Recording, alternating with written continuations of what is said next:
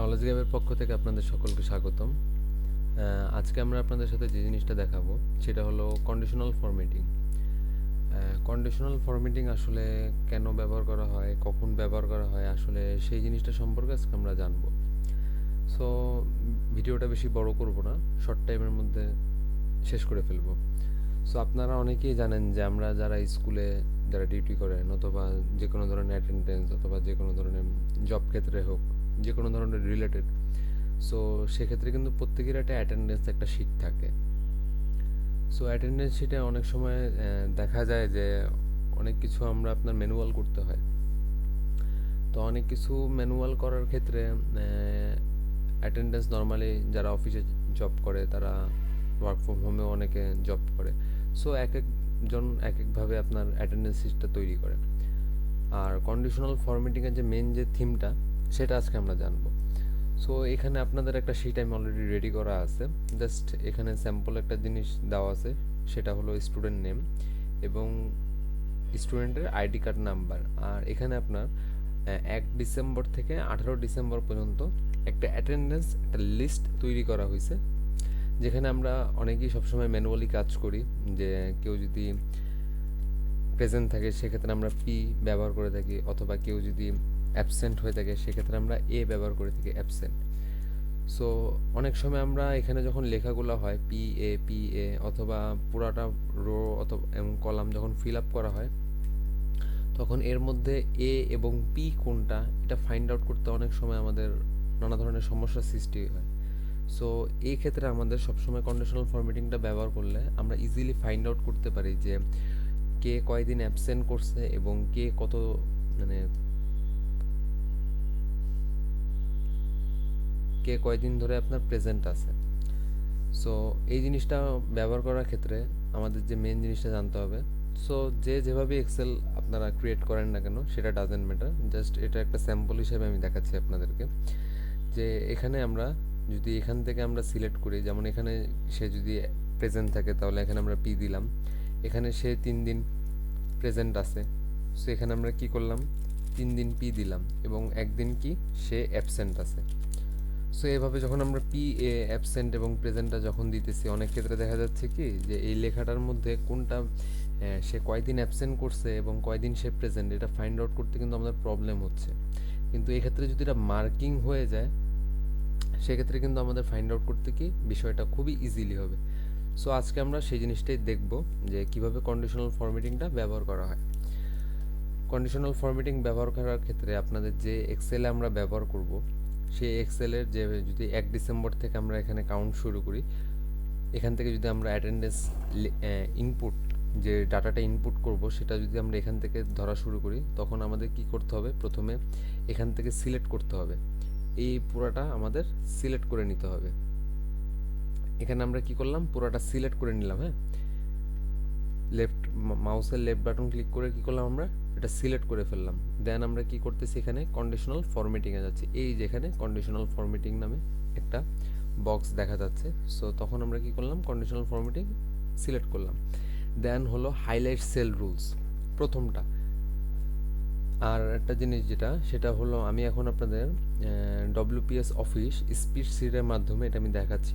এটা যে কোনো ধরনের এক্সেলে আপনারা ব্যবহার করতে পারবেন, এই কন্ডিশনাল ফরম্যাটিংটা আপনারা পাবেন। সো কী করতে হবে, আমাদের ফার্স্টে কন্ডিশনাল ফরম্যাটিংয়ে ক্লিক করতে হবে। দেন হলো হাইলাইট সেল রুলস। এখানে হাইলাইট সেল রুলসে গেলে আমরা এখানে দেখব যে ইকুয়াল টু 1 2 3 4 4 নাম্বারে আমরা কি পাচ্ছি, ইকুয়াল টু। সো আমরা ইকুয়ালে ক্লিক করলাম।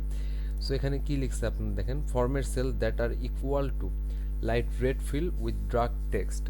এখন এটার বিষয়টা হলো যে আমরা কোন জিনিসটাকে মার্ক করব, যে সে কয়দিন অ্যাবসেন্ট করছে সেটা মার্ক করব, না সে কয়দিন প্রেজেন্ট আছে সেটা আমরা মার্ক করব। আমরা সাধারণত অ্যাবসেন্টটাই বেশি মার্ক করি।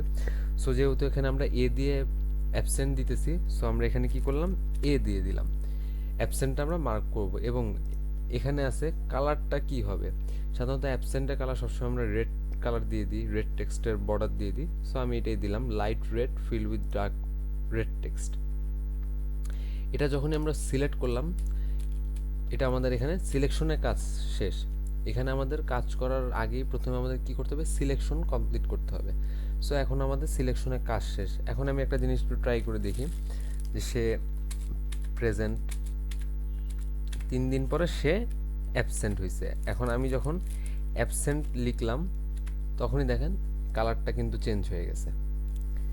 এখনই কিন্তু আমাদের কালারটা চেঞ্জ হয়ে গেছে। এখন আমি আবার এখানে প্রেজেন্ট লিখলাম যে আবার সে 4 দিন প্রেজেন্ট আছে, সিরিয়ালে প্রেজেন্ট আছে, আবার সে হঠাৎ করে অ্যাবসেন্ট করছে। সো সেম অ্যাজ এইভাবে আমরা যদি সিরিয়ালে এই জিনিসটাই করি,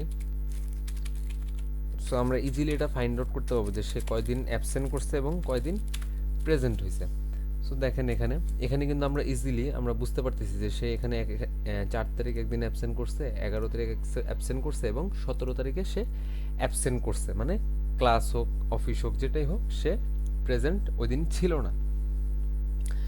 আর প্রেজেন্ট ছিল না বলে সে কি হয়েছে, যেই বক্সটা যেই ব্ল্যাঙ্ক বক্সে আমরা এটা লিখছি অ্যাবসেন্ট লিখছি সেই জায়গাটা কি হয়েছে, রেড মার্ক, কালারটা আমার রেড কালার হয়েছে এবং বক্সটাও কি হালকা রেড কালারের একটা আবরণ চেঞ্জ হয়ে গেছে। এখন আমরা যদি এই জিনিসটাকে আবার সিলেক্ট করি যে না আমার এই জিনিসটা এই কালারটা ভালো লাগতেছে না, এখানে কিন্তু কালারের অপশন আছে, হ্যাঁ, যে হাইলাইট সেলের রুলসে গিয়ে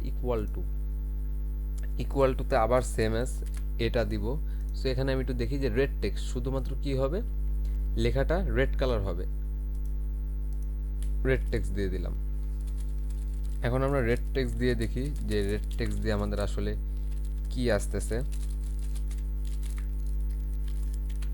আচ্ছা, রেড টেক্সট দিলেও কিন্তু আমাদের সেম আসতেছে। এখানে কিন্তু লেখাটা ছোট হাতের হোক বড় হাতের হোক এটা নিয়ে কোনো সমস্যা নেই। যখন আমরা কন্ডিশনাল ফরম্যাটিংটা সিলেকশন করব তখন ওখানে যেই অক্ষরটা ব্যবহার করব সেটা ক্যাপিটাল হোক অথবা বড় হাতের হোক, যেটাই আমরা ব্যবহার করি না কেন সেই শিটে আমরা যে কোনো একটা ব্যবহার করলে আমাদের কি কালারটা ওভাবে হবে। এখন আমরা একটু এই বক্সের মধ্যে একটু সিলেকশনটা করি। এই বক্সের মধ্যে সিলেকশন করে আমরা একটা জিনিস দেখব, প্রেজেন্ট। আমরা প্রেজেন্টটাকে একটু হাইলাইট করব যে আসলে সে কয়দিন প্রেজেন্ট এবং সে কয়দিন অ্যাবসেন্ট। এখানে প্রেজেন্টটাকে আমি হাইলাইট করে এখানে দিলাম কি green feel with dark green light. আচ্ছা, যখন আমরা এখানে এই করলাম দেখেন এই জায়গাগুলোর মধ্যে কিন্তু আমি সিলেকশন করে ফেলছি, হ্যাঁ। সো এখানে যদি আমি এখন অ্যাবসেন্ট এ লিখি এটা আগের লেখাগুলো আসতেছে, কিন্তু এখানে যদি আমি পি লিখি এখানে কিন্তু আমার গ্রিন কালার হয়ে গেছে। বিষয়টা আপনারা বুঝতে পারছেন? আপনারা যে এই জিনিসটা করবেন এখন এই জায়গার মধ্যে যদি আপনারা সে এখন কয়দিন প্রেজেন্টের কালার একরকম হবে, অ্যাবসেন্টের কালার হবে আরেক রকম। এটা আপনারা এখন নিজেদের মতো করে আপনারা চাইলে সেটা আপনারা করতে পারবেন। কালার ফরম্যাটিং, কন্ডিশনাল ফরম্যাটিংটা মেন হলো যে কিভাবে ফাইন্ড আউট করে যে যে কোনো ধরনের কোনো কিছু ওই কালার দিয়ে আমরা ফাইন্ড আউট করতেছি, অথবা যেটা প্রেজেন্ট হয়েছে সেটার মার্কিং হবে সব থেকে বেশি। সো এভাবে আসলে অ্যাটেন্ডেন্স শিটটা ব্যবহার করা হয়। সো আমি নেক্সটে আপনাদের আরেকটা ভিডিও দেখাবো যেখানে আপনাদের ভিলুকআপ এবং ফিল্টার করে যে লেস দেন গ্রেটার দেন যে একটা মার্কিং হয় সে একটা কাউন্টের মধ্যে সে যদি কম করে এবং অথবা সে রেজাল্ট যদি খারাপ করে রেজাল্টের একটা পার্সেন্টেজটা আসলে কিভাবে বার করতে হয় সেটা আমি ইজিলি আপনাদেরকে দেখাই দিব। আমি আপনাদের আসলে বেসিক জিনিসগুলো দেখাই দিলে আপনারা খুব ইজিলি এই ভিডিও থেকে বুঝতে পারবেন। অন্যান্য অনেক ভিডিও আছে বাট এই ভিডিও থেকে আপনারা সহজে কিভাবে আপনারা বেসিক জিনিসটা নিজেদের মধ্যে নিবেন এবং ইজিলি এই জিনিসটা শিখে যাবেন, কারণ আমি আপনাদের খুব সহজে বোঝানোর জন্যই ভিডিওটা কিন্তু খুব শর্ট করে করলাম। আশা করি খুব শীঘ্রই আপনাদের জন্য ভিলুকআপের একটা সূত্র নিয়ে আমি আবার হাজির হব। সবাই ভালো থাকবেন। আসসালামু আলাইকুম।